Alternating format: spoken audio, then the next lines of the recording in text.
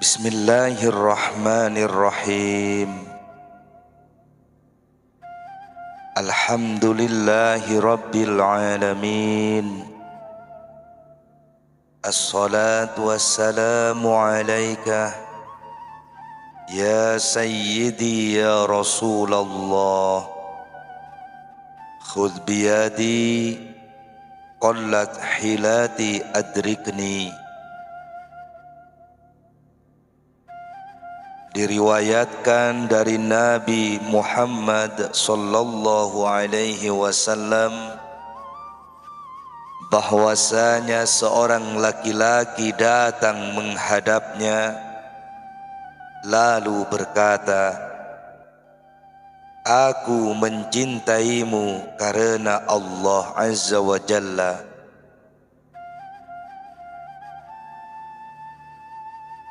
Beliau pun bersabda kepadanya, "Jadikan bala cobaan sebagai jubah, jadikan kefakiran sebagai jubah. Karena engkau ingin bersifat sepertiku, maka sifatilah dirimu seperti sifatku." Termasuk syarat mahabbah adalah muwafaqah atau menurut.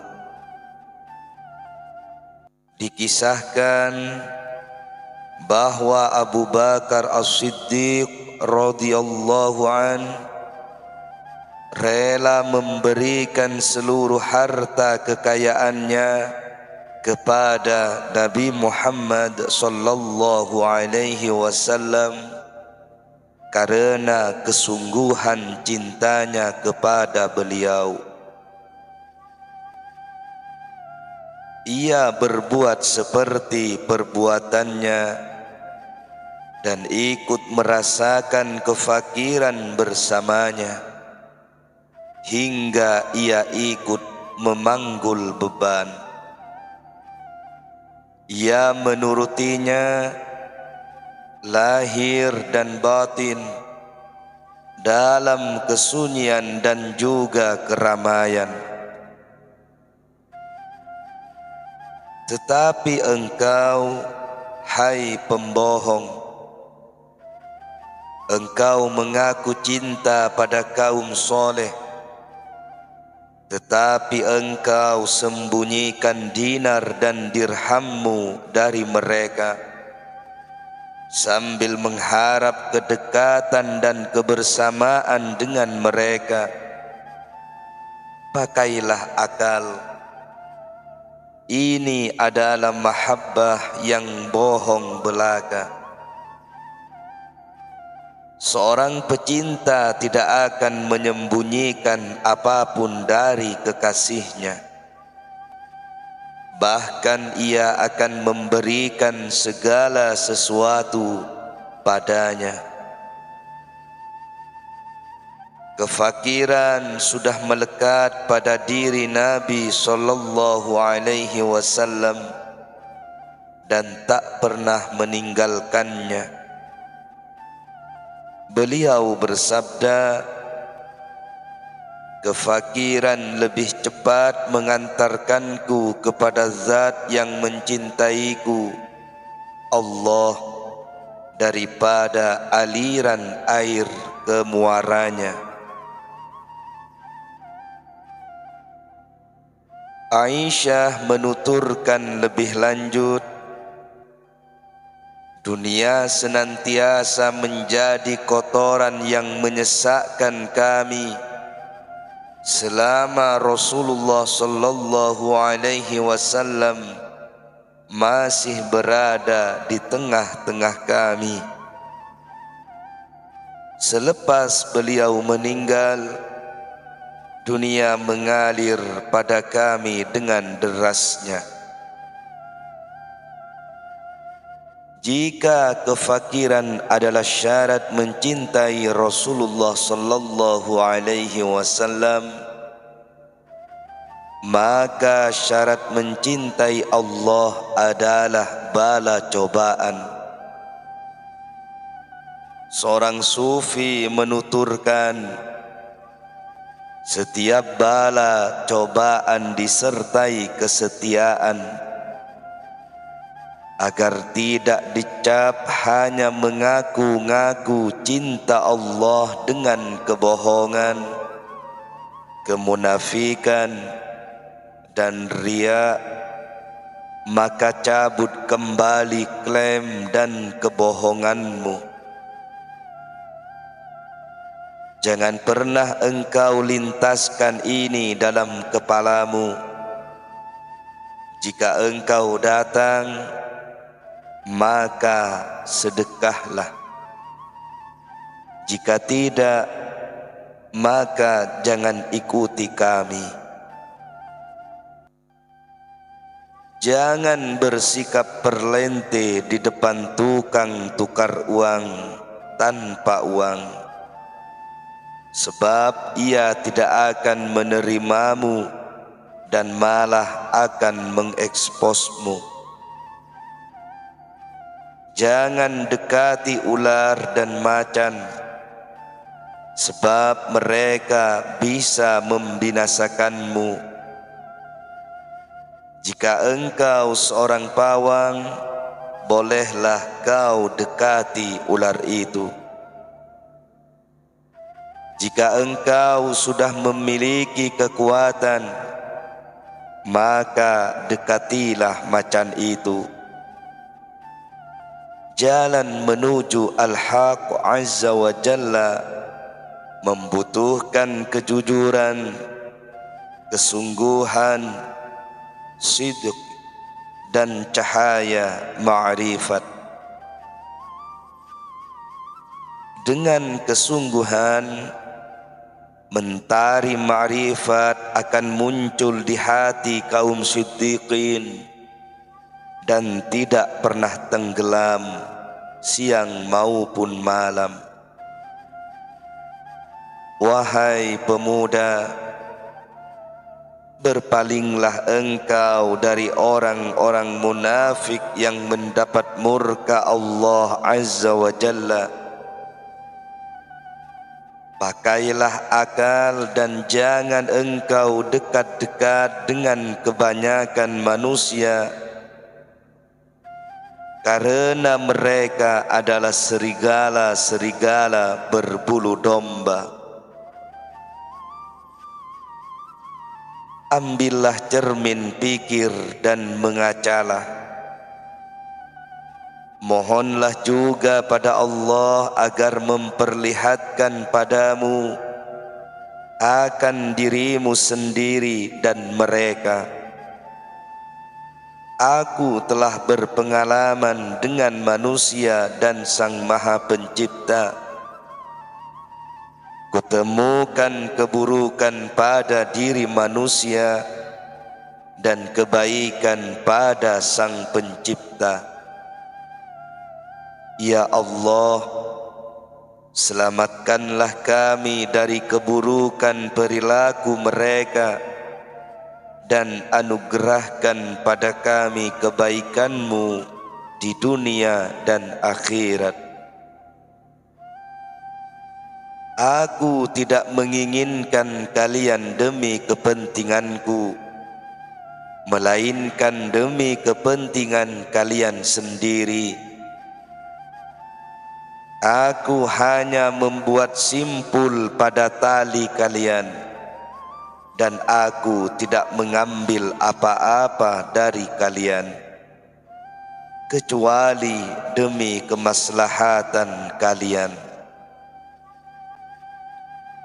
Aku sudah memiliki sesuatu yang telah diperuntukkan khusus bagiku, dan tidak kubutuhkan apa yang aku ambil dari kalian. Aku hanya tinggal bekerja atau bertawakal kepada Allah Azza wa Jalla. Aku tak pernah mengharapkan pemberian kalian sebagaimana orang munafik yang riya berpasrah diri pada kalian dan melupakan Tuhannya. Aku adalah parameter timbangan penghuni bumi, yaitu manusia. Maka bersikaplah logis dan jangan bermuka manis di hadapanku,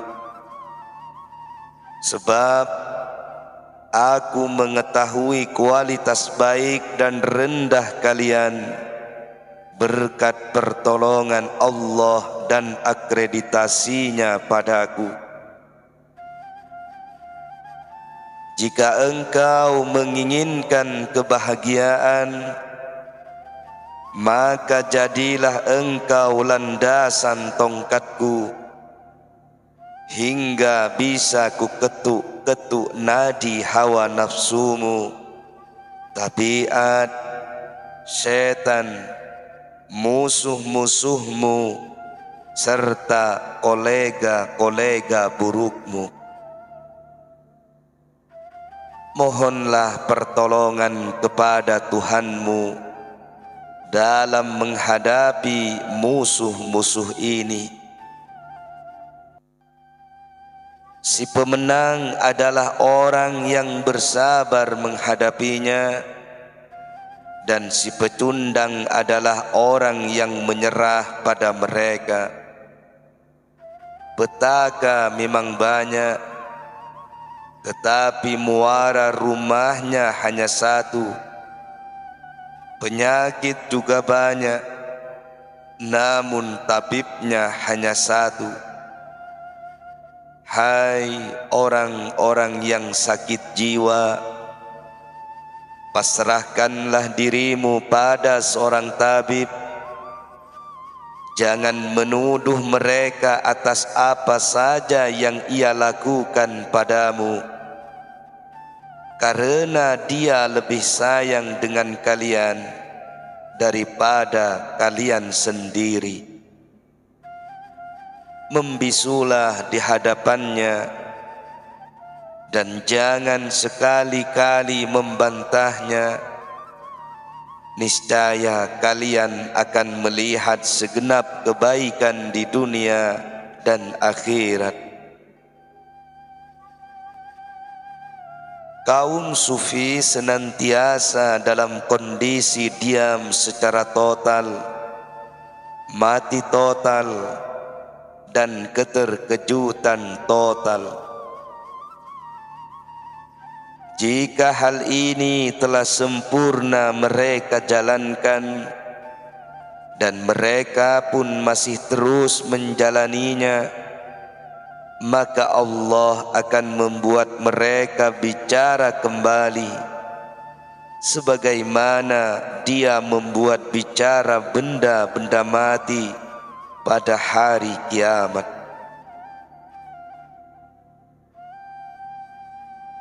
Mereka tidak berbicara kecuali jika dititahkan untuk bicara.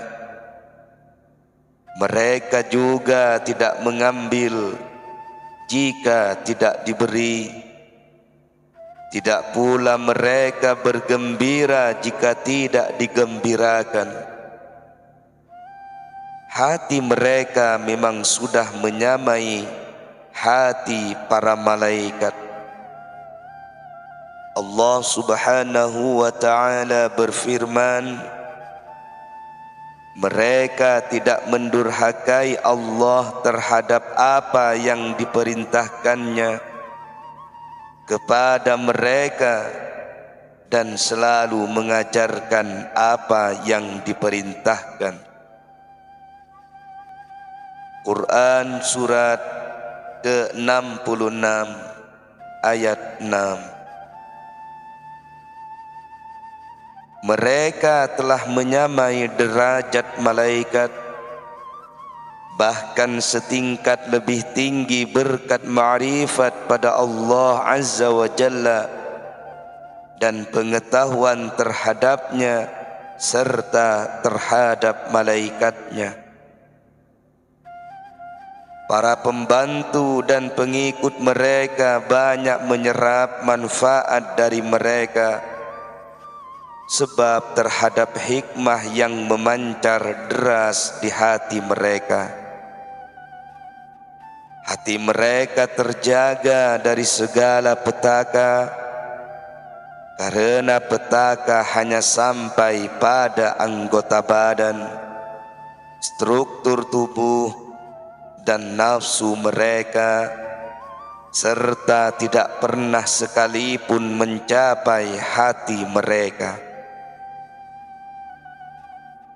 Jika engkau ingin mencapai posisi mereka, maka engkau harus merealisasikan keislaman, meninggalkan dosa-dosa, baik yang kasat mata maupun yang tersembunyi, berlaku wara' secara universal, zuhud menjauhi kemubahan duniawi maupun kehalalannya. Mereka cukup dengan kemurahan Allah. Zuhud juga dalam kemurahan anugerahnya dan merasa cukup kaya dengan kedekatannya hingga tak butuh apa-apa lagi.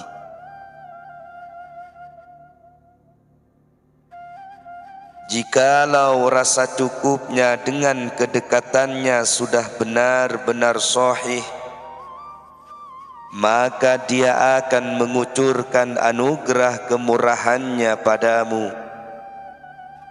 Dia akan membuka untukmu pintu-pintu bagiannya, qada dan qadar, juga pintu kelembutan, rahmat dan anugerahnya.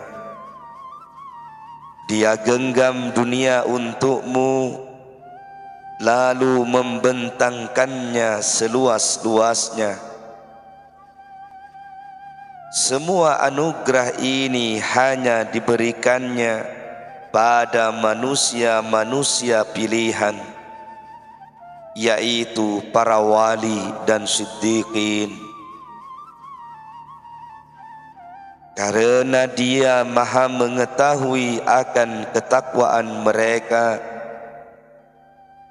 mereka tidak pernah menyibukkan diri dengan sesuatu sampai terlena melupakan Allah. Namun pada banyak kasus, dunia tergenggam rapat dari mereka, atau tidak Allah kucurkan pada mereka, karena dia lebih suka kesunyian total. Mereka hanya bersama Allah, kehadiran mereka hanya pada Allah, dan pencarian mereka untuk Allah.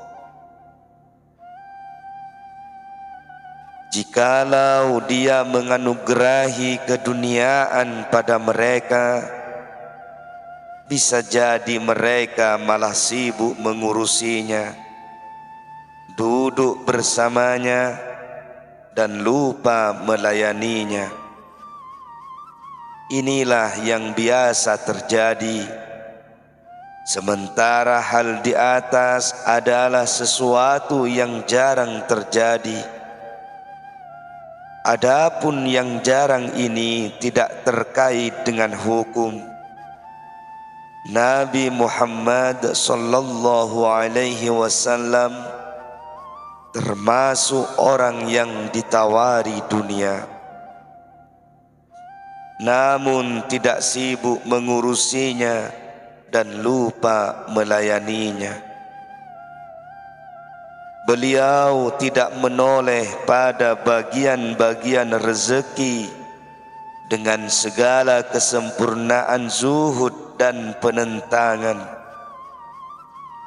Beliau pernah ditawari kunci-kunci kekayaan bumi, namun beliau justru mengembalikannya sembari berkata,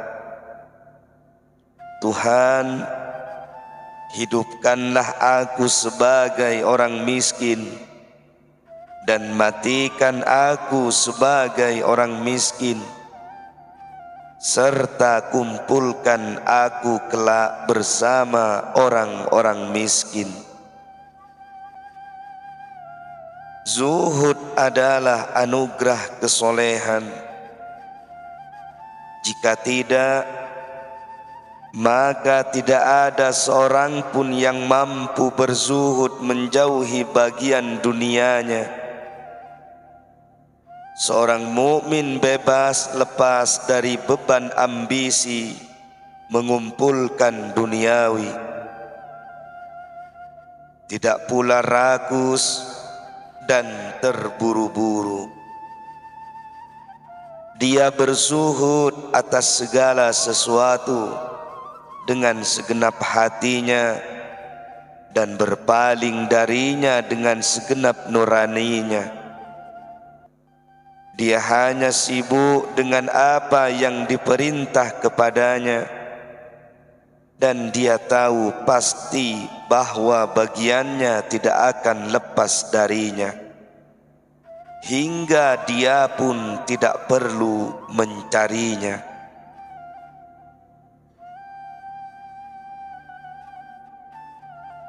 Dia biarkan bagian-bagian duniawi berlari mengejar di belakangnya, merendah dan memohon-mohon padanya untuk menerimanya. Wahai pemuda, engkau membutuhkan keimanan yang mengarahkanmu di jalan Al-Haq Azza wa Jalla, juga keyakinan yang mengokohkan jejak langkahmu di sana. Pada awalnya penempuhanmu di jalan ini, engkau membutuhkan himyan atau ikat celana berisi uang sebagai bekal. Dan pada akhirnya, engkau membutuhkan iman. Bedanya dengan jalan ke Makkah yang dikatakan oleh sebagian kalangan membutuhkan iman dulu baru himyan, maka jalan yang telah kusyariatkan di atas membutuhkan himyan dan iman di awal dan akhir perjalanan. Sufyan Ats-Tsauri, semoga Allah mengasihinya, pada awal menuntut ilmu, di perutnya terikat sabuk himyan berisi uang 500 dinar untuk keperluan hidup dan belajar. Dia ketuk-ketuk sabuk itu dengan tangannya seraya berkata, jika tidak ada engkau, pastilah mereka sudah membuang kita. Setelah diperolehnya ilmu dan ma'rifat pengetahuan Al-Haq Azza wa Jalla, maka dia sumbangkan sisa uang yang ada padanya untuk kaum fakir dalam waktu 1 hari, seraya berkata, jikalau langit adalah besi yang tak mencurahkan hujan, bumi berupa batu cadas yang tak menumbuhkan tanaman, dan aku pun harus berkonsentrasi mencari rezeki, maka pastilah aku menjadi kafir. Bekerja dan berinteraksilah dengan sarana sampai imanmu benar-benar kuat. Baru setelah itu berpindahlah dari sarana sabab pada pemberi sarana atau musabbib. Para nabi juga bekerja, bermodal, dan berhubungan dengan sarana duniawi pada awal keadaan mereka. Baru pada akhirnya mereka pasrah diri atau tawakal. Mereka mensinergikan kerja dan tawakal sebagai awalan dan akhiran syariat dan hakikat. Hai orang-orang yang tertolak atau al-mahrum, jangan kosongkan tanganmu dari bekerja demi kepasrahan diri atau menunggu apa yang ada di tangan manusia dan membebani mereka. Dengan demikian, engkau telah mengingkari nikmat takdir. Allah Azza wa Jalla pun murka besar padamu dan menjauhimu. Tidak bekerja dan mengemis pada manusia adalah siksaan atau uqubah dari Allah pada seorang hamba. Nabi Sulaiman alaihi salam misalnya, setelah Allah melengsarkan tahta kerajaannya, kemudian dia menghukumnya dengan banyak hal, di antaranya mengemis dan meminta-minta. Dulu pada masa pemerintahannya, dia bekerja dan bisa makan dari hasil keringatnya sendiri. Namun kemudian Al-Haq Azza wa Jalla menyempitkan ruang geraknya, mengusirnya dari kerjaannya dan menyempitkan jalan rezeki baginya, hingga dia terpaksa harus meminta-minta. Semua itu dikarenakan istrinya menyembah patung di rumahnya Sulaiman selama 40 hari. Maka selama 40 hari juga ia terus mendapatkan siksaan hari demi hari. Kaum soleh tidak memiliki obat keceriaan bagi mendung kesedihan mereka, juga tidak meletakkan beban mereka, dan tidak pula memiliki permata kasih di mata mereka, serta hiburan bagi musibah mereka, hingga mereka bertemu Tuhan mereka. Pertemuan kaum soleh dengan Tuhannya meliputi dua jenis. Pertama, pertemuan di dunia, yaitu melalui hati dan nurani kaum soleh, dan ini termasuk jarang terjadi. Kedua, pertemuan di akhirat, kaum soleh baru bisa merasakan kebahagiaan dan keceriaan setelah bertemu dengan Tuhan mereka. Meskipun sebelumnya musibah atau kesedihan terus-menerus menimpa. Setelah berbicara tentang nafsu, Syekh Abdul Qadir Al-Jailani melanjutkan, wahai pemuda, cegahlah nafsu dari syahwat kesenangan dan kelezatan. Berilah dia makanan yang suci tanpa najis. Makanan yang suci adalah makanan halal. Adapun makanan yang najis adalah haram. Kemudian tutur Syekh lagi, Berilah dia sarapan yang halal hingga dia tidak menjadi sombong, tinggi hati, dan kurang ajar. Ya Allah, kenalkanlah kami denganmu hingga kami mengenalmu. Amin.